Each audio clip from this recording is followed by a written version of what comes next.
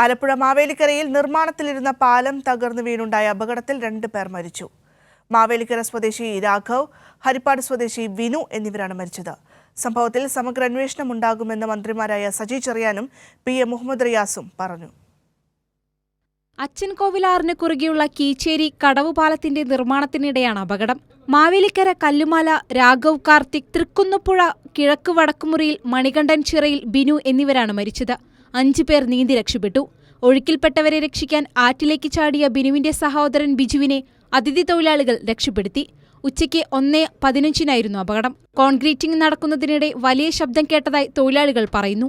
ഈ സമയം 7 നിർമ്മാണ തൊഴിലാളികൾ ഗർഡർ കോൺക്രീറ്റ് ജോലിയിലുണ്ടായിരുന്നു.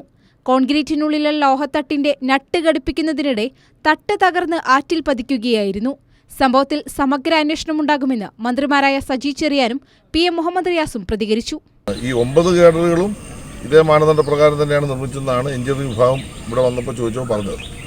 എന്തായാലും ഏതെങ്കിലും സെക്യൂരിറ്റി മെഷേഴ്സ് അവർ ഈ കാര്യത്തിൽ സ്വീകരിച്ചിട്ടുണ്ടോ ഇല്ലയോ എന്നുള്ളത് പിന്നീട് പരിശോധിക്കേണ്ട കാര്യമാണ്. എന്തായാലും ആ കുടുംബത്തെ ചേർത്ത് പിടിക്കും. വേണ്ട സഹായങ്ങൾ എല്ലാ തരത്തിലും നമ്മുടെ ഭാഗത്തുനിന്നുണ്ടാകും. കൈരളി ന്യൂസ്, ആലപ്പുഴ.